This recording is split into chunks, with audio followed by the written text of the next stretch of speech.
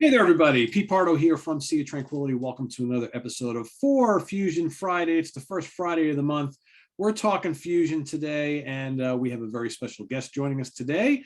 We've got none other than Chris Fox from Helmet of Gnats. Welcome to the show, Chris. How you doing? Well, very well. Thanks for having me, guys. Thanks for inviting me, George.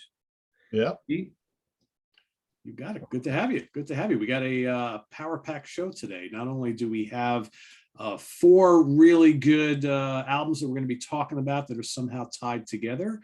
I will throw out 1977 because that's kind of the theme of today.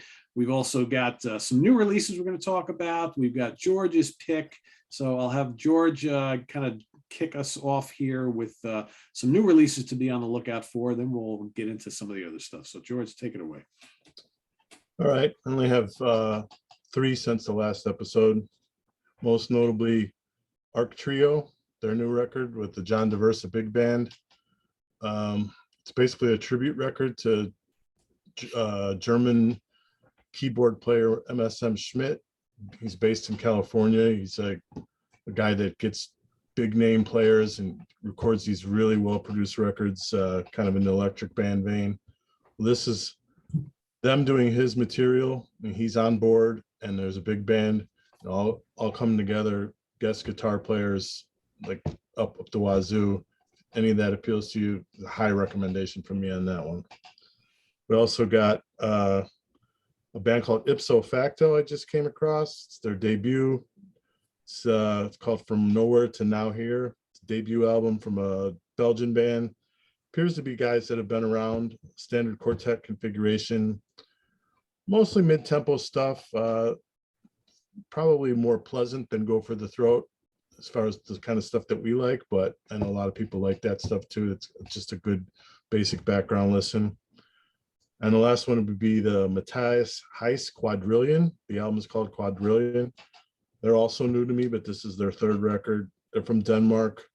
Standard quartet configuration, except the band leader / keyboardist, which is Heiss, he also plays harmonica. So, you know, Pete's already like, but yeah. Get rid of the harmonica and then we can talk, right? The mixture of funk, rock, jazz with some notable soloists.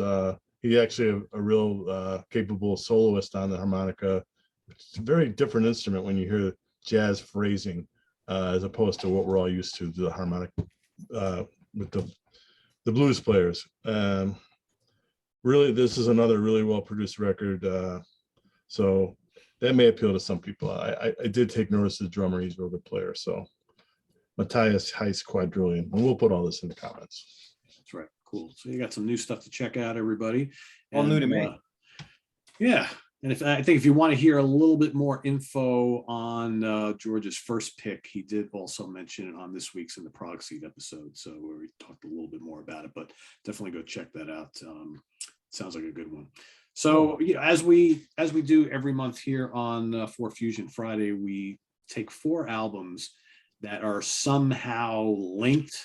All right, some they may be debut albums, or they may be released in the same year, or they may have the same drummers playing on each one of them, or whatever. Somehow they're linked. So today the link, like I mentioned before, is 1977. So George is going to introduce all four of these really stellar albums, and we're all going to kind of rank them from our least favorite to our favorites. So back to George. Yeah, we figured this 45th anniversary of 77, which was really good year in fusion. We haven't actually talked about that on Prog Seed even. So you got Brand X, Moroccan Roll, DiMeola, Elegant Gypsy, Dixie Dregs Freefall, Iceberg Sentiments. And I will say, for those watching, one of these bands probably might be somewhat unfamiliar. And I think we can all agree that that's kind of the wild card in this batch. That would be the Iceberg album. Iceberg. All right. Well, you're the guest, Chris. You want to kick it off with your number 4? Sure. Iceberg. I haven't heard of this band until I got online, like over 20 years ago. So I was amassing this huge Euro Prog fusion CD collection, and that was one of them. And I played it a couple times, didn't really connect with me. It's a quartet, keys, multi-keys, guitar, bass, drums, obviously Return to Forever, Mahavishnu influence, and I would say just general all around 70s prog influences. They didn't really connect to me back when I first got it, and I listened to it probably about 5 times in the past 2 weeks. Still didn't really connect to it. The stuff is, the tunes are, they jump around. They're pretty busy, pretty dense, not a lot of dynamics, not a lot of space.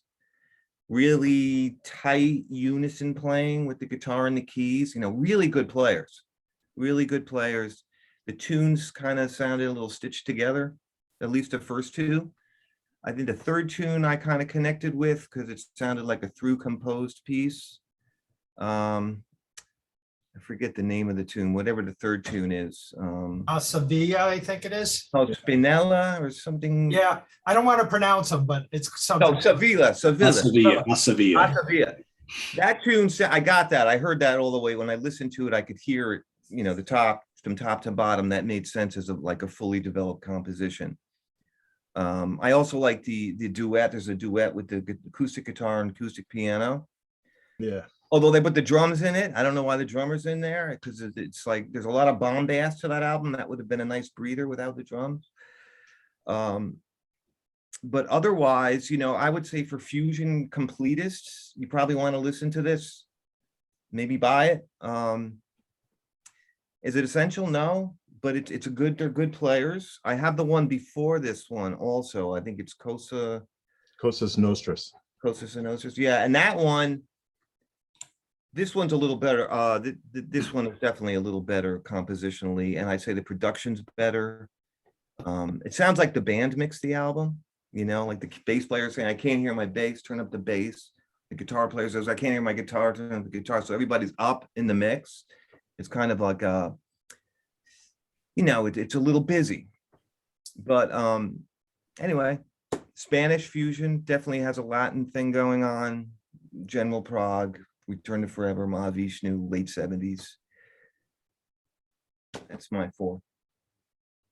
Cool. Eric, you want to go next? Sure. This one surprised me because the band I was not familiar with was Iceberg. And just having gotten that CD recently, I figured, well, I'm not having that familiarity, that probably would fall to 4. But as I listened to that one and then went back and revisited these others, it kind of became a 3-horse race for me very quickly. So whether this is a surprise or not, I'm putting Rock and Roll at number 4. Listening to the 4, to me, there was a lot of noodling, and I just felt listening to this, and I had gotten into Brand X. I'll be honest, I was a Genesis fan, and I knew Phil Collins, and I was just kind of getting the big players, and so this I've had for years.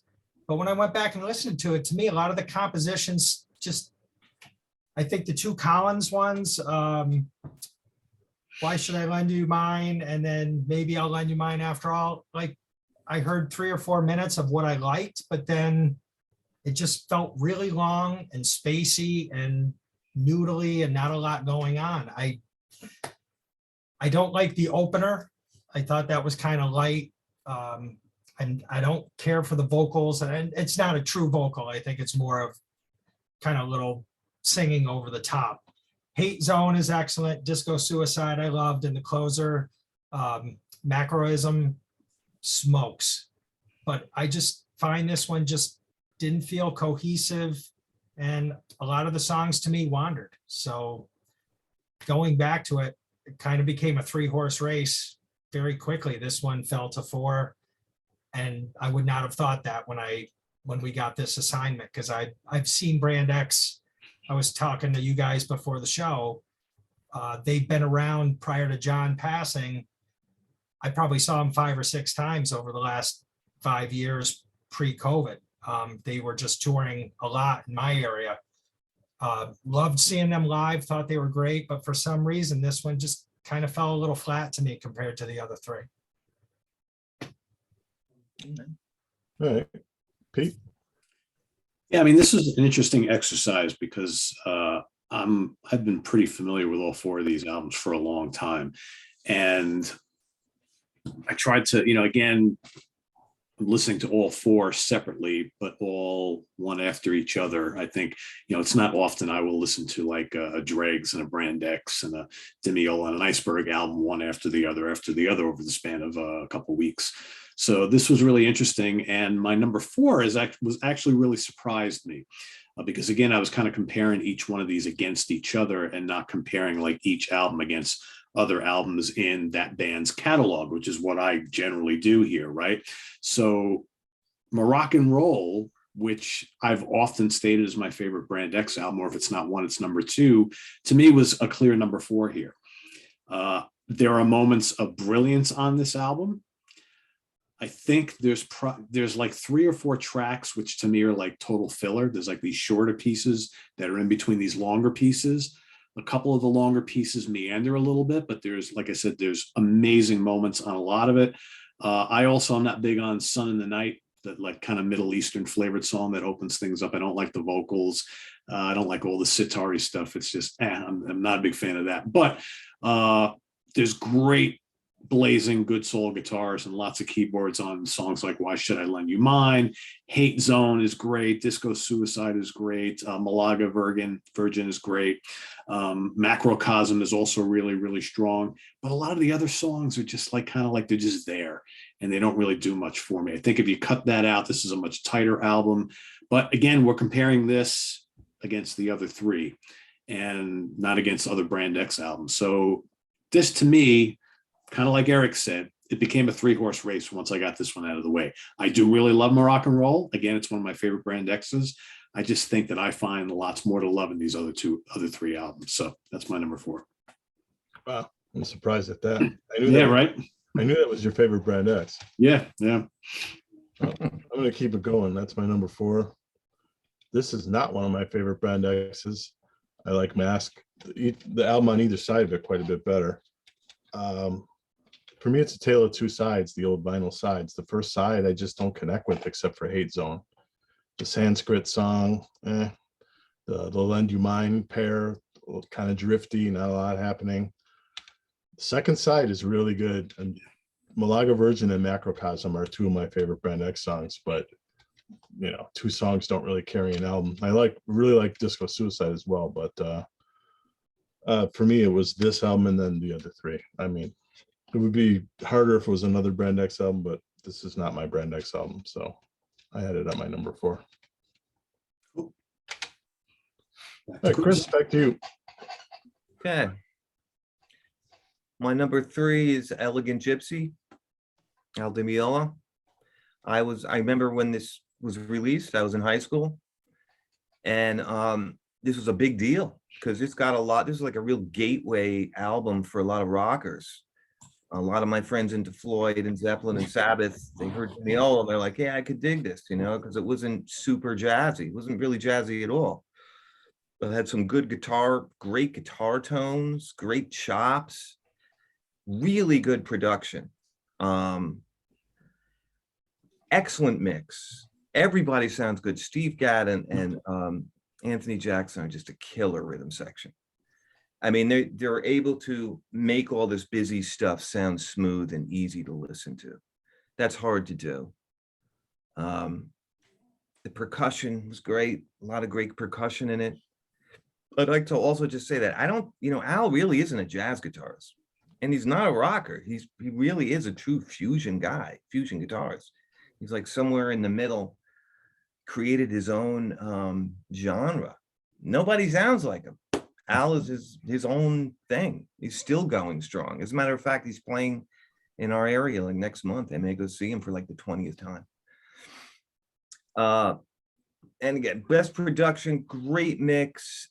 The tunes really great. Mediterranean Sundance is that's his hit single. That's a beautiful, beautiful duet with Paco de Lucia, who I believe came over from Spain. Didn't speak any English, and that was like the first take after Al showed him the tune. And you can hear in one of Al's solos, you can hear ole, you hear Paco say ole, and you're like, yeah, I mean, you could tell that was the take. That was just, it was just really magical performance. But my favorite tune would be the Elegant Gypsy Suite. That's a lot of fun. It's just a really fun tune to listen to, a lot of parts. And in my opinion, it has the greatest Mini Moog solo, probably top 3 Mini Moog solos I've ever heard. And that's Barry Miles. It's not Jan Hammer. That solo is incredible. That's like my favorite part of the whole record, actually, is that Mini Moog solo. Well, and Mediterranean Sunday. What can I say? There's Al learned a lot from Chick. He played in Return to Forever, so his arranging skills came from Chick. It sounds like a really well arranged, produced record. Chick helped him a lot. And the Latin thing is there strong, and the percussion adds a lot to the album also. So that's my number 3. I enjoyed listening to it. I didn't listen to it in probably 20 years. I have spun it like 5 times in the past 2 weeks. Loved it. And I love the Les Paul. The Les Paul Marshall is the best sound. Yeah. Better than the PRS. The Les Paul kills, man. That's his combo. That black Les Paul and the Marshall. A lot of flanging on that album too. Yeah. Flanging on the bass, flanging on Al, flanging on the drums, flange everything. But it's done tastefully. Really good production, clear audio, very nice. Good album. My number 3. Cool. Eric, what do you got? All right, Chris, I'm jumping in with you on that one. I'm going with Elegant Gypsy as my number 3. As a guitar player, I wouldn't even call myself a guitar player when talking about Al DiMeola. I mean, that's a whole, just in awe of his picking technique and speed and the articulation he plays with. And, you listen to these guys, and I think, Chris, you said it, just, you have shredders and you have everything. These are really well composed songs, at least to me. I mean, I enjoy them. Listening to Flight of Rio, when I went back and listened to this, I'm like, God, it almost sounds like a Tangerine Dream, the intro, where you, like you were saying, the flanged bass, and you got those spacey keys over the top of it. But again, the melodies stick in your head. That, like you said, Mediterranean Sundance, just beautiful. His acoustic guitar, I mean, I know he's done acoustic stuff as well. Just could listen to that all day. Just beautiful playing. I think Race with the Devil on a Spanish Highway is my favorite. And I wanted to ask you guys, does anyone hear a little bit where Yes might have copped Machine Messiah from part of that? There's a little section there that for some reason always reminds me of Machine Messiah. So go back and listen to that if you didn't hear it. I think there's a little lick in there that I'm like, oh, maybe Hal did a little stealing from Al on this one. And like Chris said, Elegant Gypsy Suite, just what a great closer. Absolutely love it. I mean, again, we're talking about albums we love. So even, I hate to sound like I trash Brand X, because I dig Brand X a lot. But I just felt like these 3 really stood out above the Brand X. But great record. Love Al DiMeola. Those first 5, 6 records of his are classics. And this definitely stands up with any of them. Yeah. Pete? So I'm going to go with Iceberg Sentiments from Spain as my number 3. It's a great album. I think this is one of the great, kind of undiscovered fusion bands of the 70s. And there's some terrific moments on this album for me. I think Andalusia really burns, got some great guitar and synth exchanges on here. If you like that kind of really aggressive, lots of soloing, tight ensemble playing type of thing, I think you'll dig this album. A Sevilla, which you guys both mentioned, is just terrific song, some fiery soloing. Bal de las Fules is funky. It's got a good groove to it. Magic is also really groovy. Some ripping playing on that. You got the majestic Jaquines, not quite Jagunes, however they say that. My Spanish is not what it should be. And I love the 9-minute closer, Alegres del Mediterráneo, which I think has some really nice melodies on it. Superb. I love the electric piano tones on the whole album. The bass playing is really cool. It's got this kind of leathery, kind of like sinewy thing going on it. The drums throughout are really good, and I love, you know, the speedy bursts of guitars throughout the album, which, you know, remind at times of DiMeola and McLaughlin and maybe Larry Coryell. I think it's a killer album. It's number 3 though, because I think that my top 2 are just, you know, really, really special to me. But this is, for those who have not heard any of the Iceberg albums, they've got the first 3 albums are really, really good. The first one's got vocals on it, but the second and third are really, really fine albums. And I think well worth your attention if you can track them down. I've had them for like 25 years or so, but I'm sure they're out there if you can find them. That tune, Ace of Villa, it's also in a major key. It reminded me of like Aaron Copland or like something even Kansas.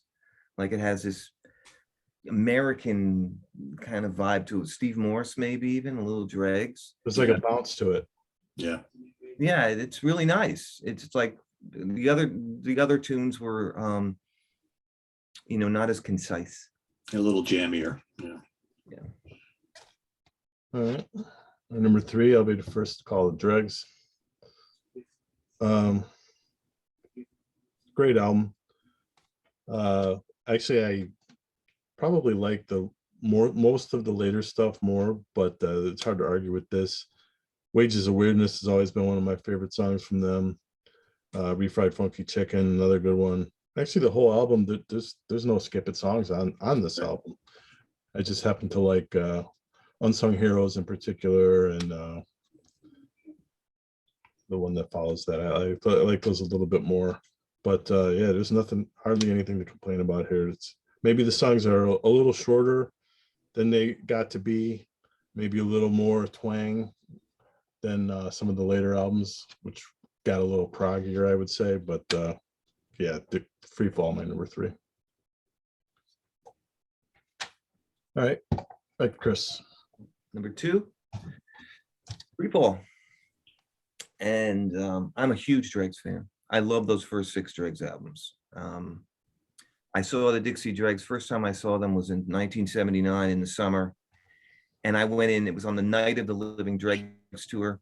Wow. And I listened to the album like one time the day before to show, so I wasn't really, you know, I didn't really know what I was in for. And it absolutely blew me away. I mean, it's just killed me. That band was untouchable during those years. I mean, they were so tight and dynamic. So immediately after that show, I went out and got What If and Free Fall, and then awaited the release of what's the one that came after Night? Dregs of the Earth. Yeah. But this was their first album. I still have the original copy. The tunes are great. Steve Morse is a genius. I mean, the writing and the arranging is just really flawless. It's the production that suffered, you know, it's a little boxy and dry sounding compared to the What If, which was produced by Ken Scott, who really got the right drum sound and got the right tone, he really captured Steve's guitar sound. On this album, it sounds like a lot of the guitars plugged directly into the console, really clean. And, you know, it sounds like a high quality demo. That's what this album sounds like to me, compared to What If. But the tunes are smoking, really good writing, incredible arranging. It's like electric chamber music. Everything's in its place. The solos are short, just short enough. They don't go on too long. Yeah, so I listened to it today, again, you know, after many years, and Dig the Ditch. God, there's some great, and Wages of Weirdness, amazing writing. And Northern Lights is a beautiful, you know, Steve Morse classical guitar and violin duet. It's just beautiful. So advanced. I mean, he was like 23 when he did this. The guy was untouchable. That band was untouchable back then. So that's my number 2. Cool. Eric? Well, it's kind of like Pete said, the wild card. I'm going with Iceberg at number 2. And this was kind of a fight between Al and Iceberg. I really found these guys that they would be I could see proggers really getting into this band. I mean, it's heavy, the guitar, the keys, and I think, again, the keyboard player to me seems kind of the jazz guy. The guitar player seems more the rock guy. I think his tone can be a little fuzzy sometimes, but I love the runs. I love the unison runs they do. I think we mentioned the songs already. I don't even want to try pronouncing these because I'll mess them up as well. But I just thought these guys were on fire. I mean, a lot of it sounds like they're just going for broke, which I like that. You get that live feel almost, you know, and Chris, I think you even mentioned, it's not the greatest sounding record, but there's a rawness to it. And I think there's an intensity to it that sometimes doesn't get captured on a studio release. And, you know, there's definitely those return of forever moments in here. I know my dogs went crazy during Magic with the, but it almost sounds like they're doing the barking sounds and it's not real dogs, but I'm like, oh, okay, maybe my dogs are getting fooled here, but there's some Latin flavor, they get funky, but these guys had a presence to me. They just really felt like a rock band that maybe bumped it up a couple levels with their abilities in terms of being able to play this kind of music. And I just got this. So for this to hit number 2, it really surprised me, but I kept listening to this. I think this was the one I played. I was really familiar with the others, but this, I think I played the most since we had this assignment. I've really enjoyed this. And to show you how much I enjoy it, I just ordered another one of their CDs from Mr. Golden. So I just dig these guys a lot. All right. What you got, Pete? So my top 2 were kind of difficult. I have a long history with both the Dixie Dregs and Al DiMeola, and I hold both bands, well, both Morse and Al, you know, really, really close, and kind of like what Chris stated before. I think Steve Morse is an absolute genius. I think this whole band is a genius. I'm going to go with the Dixie Dregs Free Fall at number 2. It's ironically, it's not my favorite Dixie Dregs album. Might not even be my number 2 or my number 3. It's definitely maybe 3 or 4. What If is my favorite Dregs album, and a couple others kind of vie for number 2. But I think everything, just like Chris said, I think their first 6 albums are just absolutely amazing. There's hardly a duff track on any of them. There certainly isn't on this album. This album, though, is a little lighter sounding. I think it's more of that kind of like countrified, bluegrassy Mahavishnu thing that they were going for, but that doesn't take away, I think, from the great playing that's on the album, and the arranging is off the charts. I mean, you got a little bit of everything here. There's that, like, the title track is incredible. You got this like soaring Southern kind of bluegrass hoedown that's Holiday. Hand Jig is funky. You got Morgenstein all over Modown. You got Morse adding some great stuff to Refried Funky Chicken with the violin and him going back and forth. It's just amazing. You know, I got into the music of the Dregs so early because there's a weird little story. So Cruise Control was actually the theme song to a weekly New York, I guess was it Channel 11 WPI? Because I don't remember what station it was, but they used to show a weekly, very early WWF wrestling program in the late 70s in the New York area. That it was like every Saturday morning, and Cruise Control was the theme song to this every morning.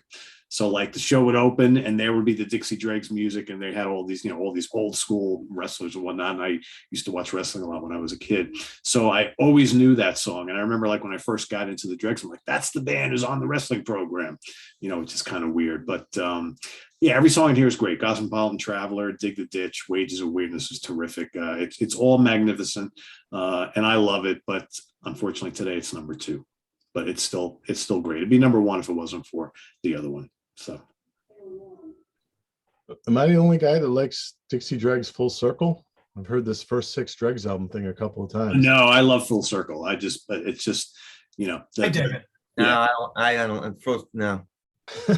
Yeah, I think Full Circle is great. Yeah, Full Circle's First Circle's okay, but it doesn't sound like what they were. Yeah, it's got a little more Steve Morse band. Sounds like Steve Morse band. Let's add some keyboards and violin. That's what the compositions are like. That they're not as ambitious as the early stuff. I go with that. Yeah, still okay with me though. Yeah, Still good. I mean, anything Steve does, I like. All right. And number 2, Iceberg, Sentiments. I got turned on to these guys in the early 2000s on the FuseNet mailing list. It was an old Yahoo mailing list. And people were just talking about RTF sounding bands. And everyone I checked out, it didn't sound like them or weren't any good until I found these guys. And I'm like, well, this is in the neighborhood, Fell in love with the keyboard player, Joseph Moss. His mood playing, just incredible. The trades he would do with the guitar player, Max Jr., just high quality battles, Max's tone is a little screechy on this record. That might be holding it back a little bit, but I like all the songs on here, especially Astavilla and Joguinas and Balde las Fulas. Love all that stuff. I don't skip anything on this. This would have been number 1, except the DiMeola is a gateway record for me. So number 2, Iceberg, Sentiments. Chris. Yeah, the one you guys hate. This is my number 1. And No hate at all. no, I don't hate, but I love Brand X. I've loved them since high school, and I've seen them probably about 5 times also since they started touring again in 2017 or 16. And as far as Brand X albums go, Moroccan Roll is probably my 3rd favorite. My first would be Masks. I think that's their masterpiece. And then the Unorthodox Behavior would be my number 2. And then this one, number 3. And I don't really so much mind the noodling. It's just like comfort music. I like all that space. And also Morris Pert, like all the little stuff he's doing on percussion in the spacey sections. It's really great. Great vibe. They use space really well, and then they can also burn. So their intensity level, they have a real good control of a dimmer switch. They can get really quiet and explode and everything else in between, which a lot of bands don't do. I like dynamics in the music. The tunes are kind of weak, but they make it work because they're just they listen to each other, really good players.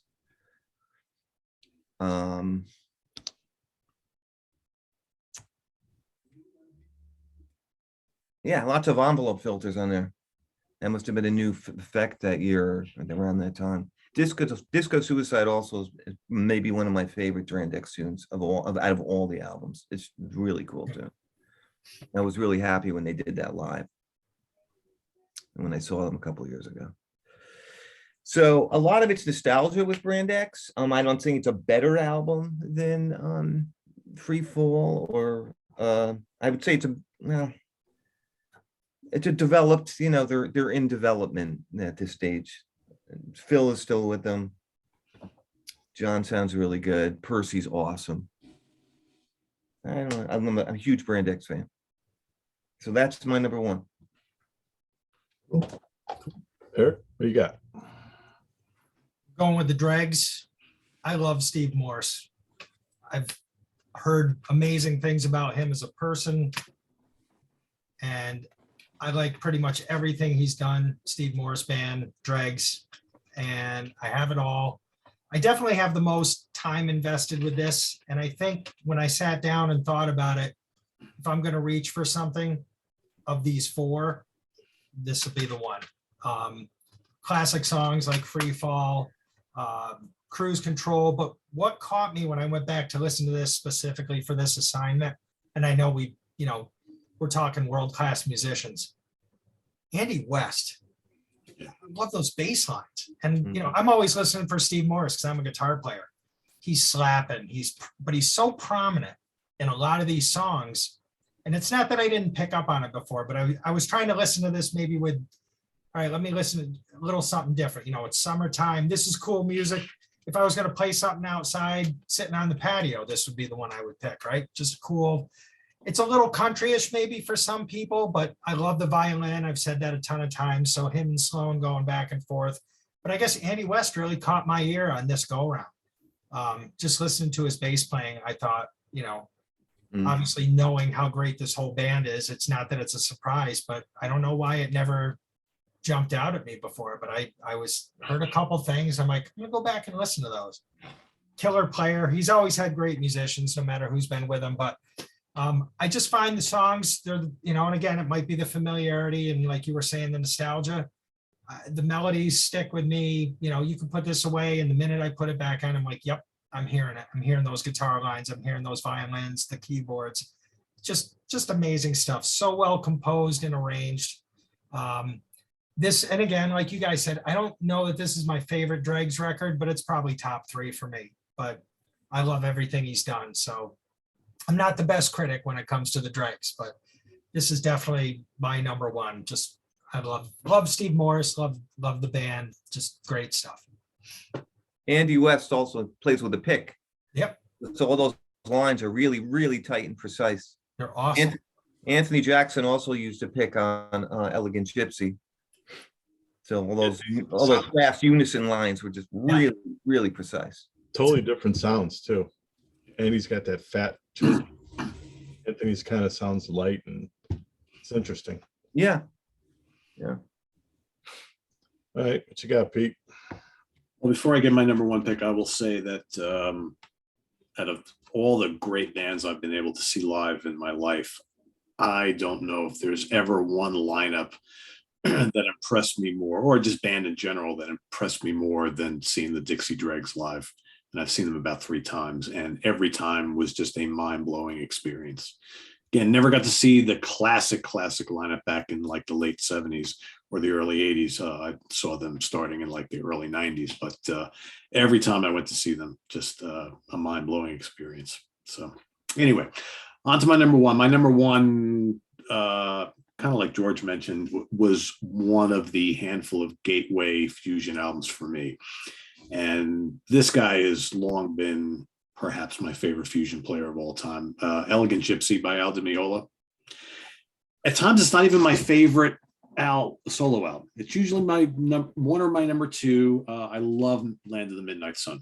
Really love that album. And a lot of times I will pick that one over this one, but it doesn't take anything away from this album, because this album is truly phenomenal. As Chris mentioned, it is a well produced album. Probably some of the best recorded Gibson Les Paul guitar solos I think I've ever heard on any album. I mean, has a Les Paul through a Marshall ever sounded as sweet as on Elegant Gypsy? I don't know. And we've already talked about all the songs that are on here. There's so many great ones. I mean, the Elegant Gypsy Suite, Race with the Devil, Flight Over Rio, the wonderful Midnight Tango, Mediterranean Sundance with Paco. It's all great. There's no filler on it whatsoever. Every amazing note, every keyboard line and drums, and the great bands, great compositions. He learned so much from Chick, and I think this is a great example of one of those young musicians who kind of studied with a master and then went on and did some truly great things, and that's Al DiMeola. So yeah, it's my number 1. Easy pick. Yep, my number 1 as well. I used to live across the street from these kids. What we would call now Romanians, but we called them then gypsies. I mean, before everybody got all woke, that's what we called them, the gypsy kids. And they found out, that we would go out, we'd be porch monkeys and sit out there with the jam box, and our thing was Rush then. And we were all just like, oh, these are the best players in the world. And they heard it and they're like, yeah, they're pretty good. Pretty good. What are you talking about? And then they brought over DiMeola and RTF stuff, and they're like, listen to these guys. And we're like, whoa. It's another world, man. And just incredible. This was one of the albums that just took my head off. Lenny White on Race with Devil, I mean, incredible playing. That whole song, that's basically just like a cornerstone of fusion. If you don't like that song, you probably don't like fusion. Yeah. Flight Over Rio, that's a great opener. It's just got that Caribbean feel, just real smooth. Great soloing by Al with the flange on. Got an Anthony Jackson bass solo on Midnight Tango. Love that. Elegant Gypsy Suite, like everybody said, that Chris mentioned, that Moog solo. I wasn't thinking about it until you said that. I'm like, oh yeah, and I could start hearing it in my head. It's just like Totally memorable. I wore this album out. I can't tell you how many times I played this damn thing. The vinyl just wore into nothing. But yeah, this is a definite. It's nostalgia, but it's also really, really good. I mean, It is, yeah. yeah, there's no doubt. So it's my number one. Isn't it great when you have an album that you can say it's kind of nostalgic for me, but you can still play it and still get jacked about it today like you did 30, 40 years ago? Yeah, you can be confident. It's not just nostalgia. It's really good. Yeah, yeah. Those would be your favorite albums, the one that you still can listen to from 30, 40 years ago and still get a kick out of them. Yep. Absolutely. All right. Well, as everybody knows, I like to give a George's pick each episode, and I like to tie it into the theme for the Foursquare. So the one I gave last episode was Cornet Fritfall. This is a Swedish band, a sextet. So I gave it to Pete and Eric, and I'd like to get their thoughts. Eric? Where do you find this stuff is my number one, because, but the thing that got me with this band, when I got into Frank Zappa, and I don't like all of Frank's stuff, but the stuff that I do like is probably more what's considered his fusion period. And right out of the gate with Cornet, I'm hearing vibes, and I'm like, yeah, I'm digging this. So, and George, I know you kind of know the stuff I like, not that you would have picked it for that, but again, I found this guitar player kind of in more of a rock vein, at least what I was getting from it, but I love the way they just work together and the vibes, everything when that stuff is going in unison, it's just killer. These guys got funky. There's some spacey stuff in here too, a little bit, some of the intros and stuff. And again, I don't want to pronounce the name of these songs because I won't get them, but you kind of had a lot of different stuff going. Right. There's definitely a Latin, that closer has almost like a tropical Latin island feel to it. I think there's some talking voices, and there's some really cool acoustic guitar in that track too. But again, the horns too, I think the other stuff, we didn't really have horns. So the horns made a nice difference going in, and listening to this one kind of gives it that different tonality that we didn't get from the other records. Not that it takes anything away from them, but just kind of put them, kind of in a different place. And the funny thing was, I'm like, geez, if he'd thrown this one in instead of Brand X, and even though this was new to me, this might have, I don't know where this one would have felt, because I was really digging this one too. So great pick, George. People who are into what we're talking about, go find this. And just awesome. I really enjoyed this band. What do you think, Pete? Yeah, I really enjoyed it a lot too. A little bit different. And I think, there's a lot of lead sax on this album, which I dug, which is a little bit different than the other four bands that we were talking about. I kind of got, Eric mentioned the kind of funkiness and the little airiness and spaciness at times. I kind of felt some of this album reminded me a little bit of like the early Passport albums, which is a really good German fusion band from the 70s. I heard a little Weather Report in spots. There's definitely on some of the more aggressive songs, you can hear a little Return to Forever with some of the kind of the Latin jazz thing that's going on here. But I love the Fender Rhodes tones on the whole album, which I really liked a lot. I love that kind of 70s Fender Rhodes thing. So the guitarist definitely was more of a rock guy. Got some pretty fiery tones going on throughout this album. There was one song with the acoustic playing reminded me of Shakti a little bit, which I thought was kind of neat. But all in all, I really liked it. Good funky grooves on a good chunk of the songs. Again, I wrote down a lot of the song titles, but I'm gonna kind of goof it. Sister Skrika Ket and Lyrisk Olat, whatever. It's all Swedish stuff. But yeah, really, really good. I liked it. I would say anybody who's into fusion who hasn't heard these guys, definitely seek this out. You can go stream these here on YouTube. Their albums are available to listen to. Quite good. I was very impressed. I love this kind of fusion stuff from the vaults. This is rarities are always welcomed. You get a chance to listen to it, Chris? I had it. I have all three of their albums. They have two before this. I think this is the third one. Second one. Second one. Yeah. Yeah, it's a really good record. Super professional. good production, good mix. Everybody plays great.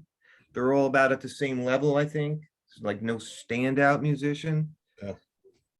They cover a lot of different styles of your 70s fusion styles, Latin, there's complex stuff, funky stuff, atmospheric stuff, some really pretty stuff. It's almost like a Swiss Army knife fusion band from Sweden from the Good way 70s. to put it. But it's yeah, a little bit of everything, not really original. It reminded me of the Canadian band Menage. You guys hear Oh, those? wow. Yeah, yeah. Great band. Yep. Maybe it's because of the vibes. The vibes, you know, kind of remind that band has vibes in every tune. But yeah, I recommend it. Definitely if you're a completist, you want to hear this or get it. Yeah, Really good, just professional. I was looking at the list of 77 releases and trying to find something that Pete doesn't know. And I'm looking at some of these and I think, oh, he probably knows that, probably knows that. I bet he doesn't know this one because it's a vinyl only release. So, you know, both of us left vinyl in the rearview mirror quite a while ago. So maybe turned out he hadn't heard it. So that's cool. Kudos to you, George. Yep. Good find. Yeah. George's pick for next month, you guys. Fragile 5. I sent it to Eric already. I'll send it on to Pete soon. Is that Japanese? So yeah, it's just a Japanese power trio from 2000. Yeah, I have a bunch of their stuff in iTunes. So everybody at home can start guessing about what the theme will be for next month. It's not Japanese bands. They got plenty of time to guess. So, Chris, before we let everybody go here, so why don't you tell us a little bit about Helmet of Gnats for those of who have not listened, and what's new in your world? Helmet of Gnats, 4-piece band. We're all the drummer, the keyboardist, and myself went to school together, high school together. So we've been playing a long time together, off and on. You know, we have 4 albums out. Instrumental, progressive, I would definitely symphonic fusion, maybe some people call it. So there's a lot of keyboards. So it's more proggy, like prog song structures, but you know, it's got some jazzy fusion-y solo stuff too. So it's a hybrid of fusion and progressive rock instrumental. We get together every Sunday and we're in a studio. We have our own studio. So we set up, we play, we write, we arrange. And the plan is to record now 1 song at a time and release it digitally 1 song at a time, rather than, you know, rehearsing 8 tunes and making, well, no more CDs. We're not doing CDs anymore. They just don't sell. So it's going to be Bandcamp, downloads. We're on just all the streaming platforms now also.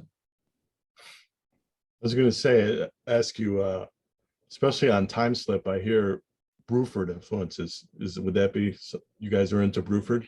Oh, well, the One of a Kind album is like the blueprint for our band. And that's our favorite album. All 4 of us love that album. I think, to me, that's the best one. That's like the best prog fusion album ever made. That album, nobody knows it's called Time Slip. They either think it's called 2 or they think it's just self-titled. Yeah. The way you guys wrote it is confusing. Well, I didn't do that. I wanted to call it just Helmet of Gnats because I didn't think anybody knew about the one before. No one had it. You know, this is pre-internet. That one the first album came out in '96. We printed 1,000 copies and they were gone. So when let's make this like our first album. This will be our first album. We'll call it Helmet of Gnats. But Mark, the drummer, wanted to call it Time Slip, and we were like, nah, that's kind of corny. So we had the artist put the hieroglyph Time Slip on it. And then as years went by, people started calling it Time Slip. And so we gave it a title, Time Slip. So the first one is Helmet of Gnats. Second one's Time Slip. If anybody out there has the first one on CD, Oh, I have one. I need a hard copy. Send it to good old George. Yeah, I'm looking for you, George. No, when you reached out to me, if one comes along, you're the first guy to get it. Cool. There's only 1,000 of them. I have one. I know Matt has one. Everybody has one. I don't know where to get to. Yeah, I don't think I have one, because I know, Chris, you guys have sent me the last couple that we've reviewed on the on the website, and I think we might have reviewed one here on the channel, but I think the earliest one I have is High Street, I think. Thanks for the reviews, Pete. You got it. You got it. When you guys sat down to write High Street, did you plan on doing those epic length conversations, or it just happened? The length of the songs. The length of the songs. Did you plan on doing the 4 long songs on High Street, or that's Well, just no, I knew High Street was going to be an epic. I didn't know it would be 30 minutes, but I knew that it was going to be a long song because I had all these different ideas that I wanted to string together and close the album with an epic. But you know, these songs just grow, they grow exponentially. I don't know how they get out of control. You know, they just keep growing. Put a bass solo in there. What does it need a bass solo for? And then another guitar solo, and then we'll do some trades. So these things just grow. They start out as 4-minute tunes, and then they end up to be 9 or 10 minutes.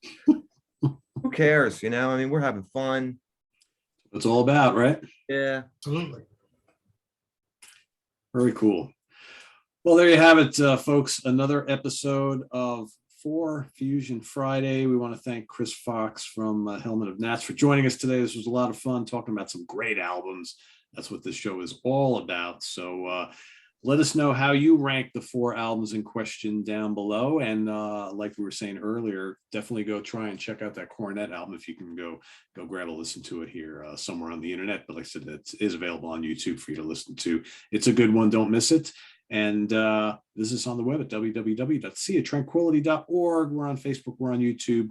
All together, all the damn time. Stay tuned next month for another episode of 4Fusion Friday. Till then, for Chris Fox, George Lamie, and Eric Porter, I am Pete Pardo. Have a good one, everybody. Enjoy your weekend. Bye-bye.